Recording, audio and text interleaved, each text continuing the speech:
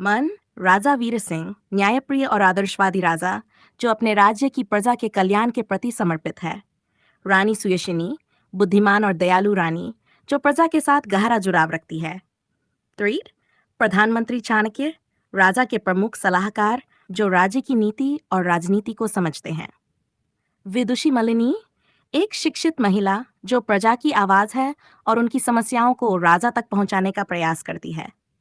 5. सैनिक अर्जुन, एक युवा और साहसी सैनिक जो प्रजा का प्रतिनिधि बनकर राजा के सामने उनकी समस्याओं को रखता है। दरबार में राजा वीर सिंह अपने सिंहासन पर बैठे हैं। दरबार में उनके मंत्री, जनप्रतिनिधि और प्रजा के कुछ लोग उपस्थित हैं।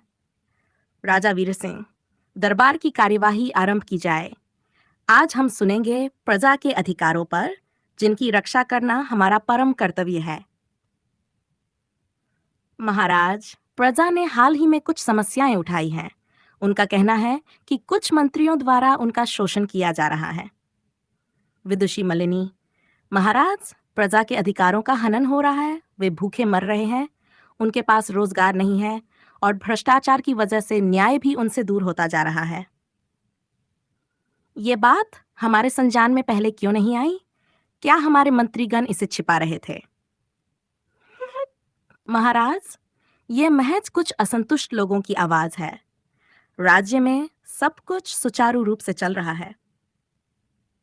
महाराज, धूर्ताचल जी की बात असत्य है। मैं गांव-गांव जाकर जनता की स्थिति देख चुका हूँ। लोग भूख से मर रहे हैं और उनके पास कोई अधिकार नहीं है।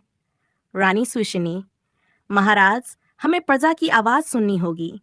यदि हम उनके अधिकारों की रक्षा नहीं करेंगे, तो हमारा शासन किस काम का? ये राज्य प्रजा का है और उनका अधिकार सर्वोपरि है। मैं इस मामले की जांच स्वयं करूंगा और जो दोषी होगा उसे कड़ी सजा दी जाएगी। राजा वीर छद्मवेश में गांव का दौरा करते हैं। वे वहां की दयनीय स्थिति देखते हैं। गांववासी, राजा के कानों तक हमारी आवाज नहीं पहुंच रही। हम कब तक यूं ही मरते रहेंगे? हे भगवान, राजा को हमारी पीड़ा दिखा दे।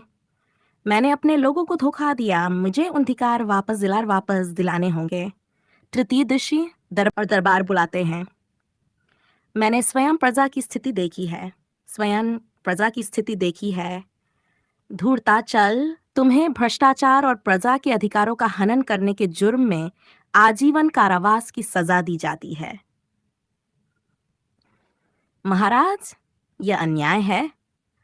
राजा वीर सिंह, अन्याय वह था जो तुमने प्रजा के साथ किया। अब से इस राज्य में प्रजा का अधिकार सर्वोपरि होगा और हर निर्णय उनके भले के लिए लिया जाएगा। महाराज, आपने आज सच्चे राजा का धर्म निभाया है। रानी सुयशिनी, प्रजा अब निश्चिंत हो सकती है कि उनका राजा उनके साथ है। राजा वीरसता की ओर देखते हुए, यह राज्य तुम्हारा है। तुम्हारे अधिकारों की रक्षा करना मेरा धर्म है। अब से कोई भी अन्याय सहन नहीं किया जाएगा।